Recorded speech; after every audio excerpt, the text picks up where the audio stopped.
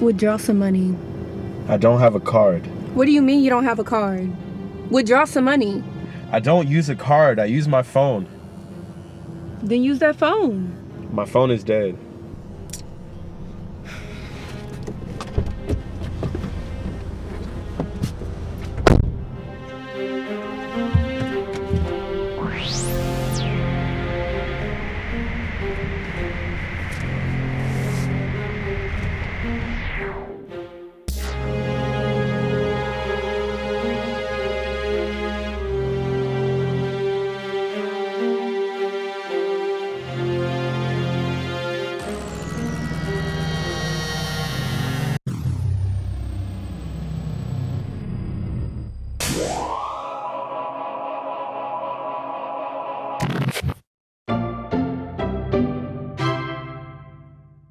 This is a $1 bill, and that's a $100 bill. Both of these are currencies that originated from the United States of America, made of 75% cotton and 25% linen. But this is where it gets weird, because the $1 bill can get you a bag of cavities, while the other can get you a device to talk to any human in the world and provide all of the world's knowledge. So what gives? They're made of almost the exact same material and costs almost the exact same amount to create too. By the way, it costs 5 cents per note to create a $1 bill and 14.2 cents to create a $100 bill, meaning you can create 18 $1 bills for $1. This cost of value thing isn't adding up and makes no sense. What gives money so much value? Well, to answer that, my friends, let's take a deep dive way back into history. Back when you really wanted something, but there's no such thing as money to buy it.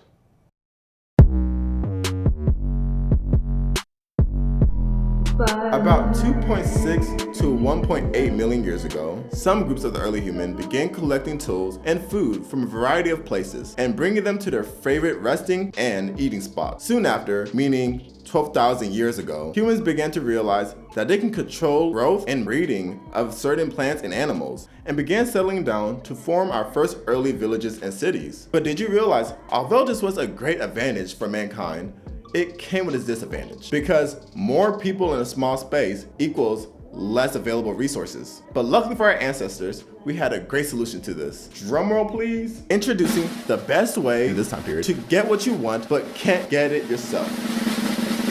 Trading.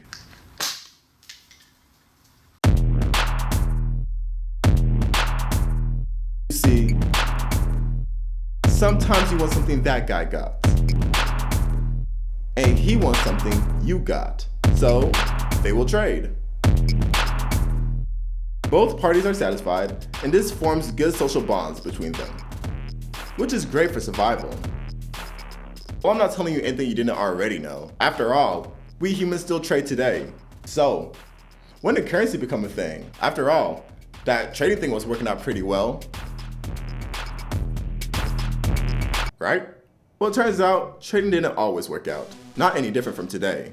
There were many times someone would want something, but doesn't have anything that other person would want. And it doesn't have to be because what you have holds no value.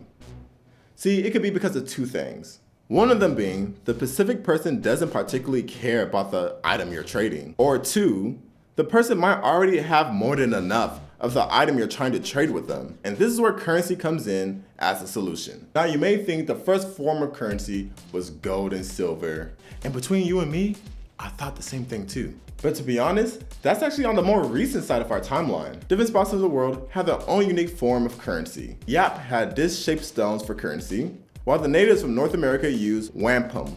Cowrie shells were used over most of Africa and Asia. And the most notable currency used worldwide were paddles, manillas, and whale's teeth. And yes, I said whale's teeth. In fact, in Fijian societies, gifts of whale teeth were a significant feature of certain ceremonies. One of their uses was as brides's money, with symbolic meaning similar to that of an engagement ring in a Western society. Whale's teeth were tambua, meaning that they hold religious significance. And just as hard as it is to get diamonds from a mountain, it is just as hard to get a whale's tooth. Well, soon we made it to our coin system, but it didn't take long for this to change. Introducing the coin era, with everyone's favorite, copper, silver, and gold. Yeah, They are pretty and shiny. And some governments even had the coin in a disc shape to run strings through them so you can carry it around your neck. But boy, oh boy, carrying all that around your neck must have got heavy, especially if you're a merchant. Traveling the span of Asia was bad enough. Carrying all those metals made it all the more worse. Around 900 CE or AD, even though it doesn't really matter, we see the first signs of paper money being used amongst merchants. And in 1120, the Song, a Chinese dynasty, government took over the system, producing the world's first government-issued papered money, and it soon became a standard throughout East Asia. Paper money didn't come with a smooth transition. It came with all types of fights and complaints. It's not durable. It's not fireproof. It's ugly. I can't tear that. It's not waterproof. I can literally eat that. And that it was also worthless. And that's why some countries, including the United States, backed up their currency with gold. During most of the 19th century, the United States was a bimetallic system, meaning a mix of gold and silver backed the US dollar. In the 1900s, the US went to a full gold standard, setting the price of gold at $20.67 per ounce. Due to World War I being so expensive, most of the world abandoned the common gold standard. Some returned to the gold system, most didn't. The United States stayed on the gold standard. But in 1933, President Franklin D. Roosevelt outlawed the private ownership of gold as a way to increase the government's gold reserve, with the exception of gold jewelry. Once the Great Depression hit, the United States printed more notes to help out with the situation, although this did not help much. In 1971, President Richard Nixon removed the US from the gold standard for a number of reasons. Financing the war in Vietnam was one of the reasons for the US leaving the gold standard. And that was it right there. That's what got me in the first place even thinking about making this video. At the time of me making this video, the United States is currently not backed up by gold.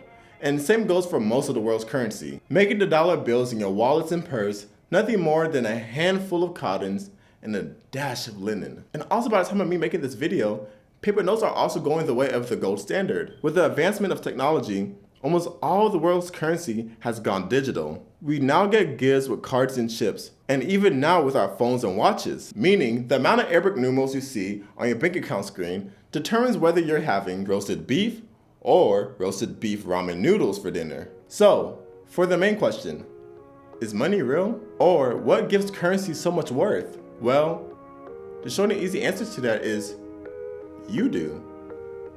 I do. We all do. We humans give money value. A $1,000 bill would be considered worthless to the Romans in the year 10 BC, just as early humans would look at silver and gold 20 million years ago. The human beings of your time period and regions decides on how much money is worth. So now, I'm gonna leave you with this. From the time of you watching this video, add 100 years to your year, what do you think will be the way humans will be paying for money? And what form would that money be in? I think money's still going to be digital, but I feel like we're gonna have wireless receiving chips inside of our fingertips, where we can use that as a form to pay. Tell me what you think in the comments down below. Thanks for watching to the end of the video, and remember, it only gets smarter from here.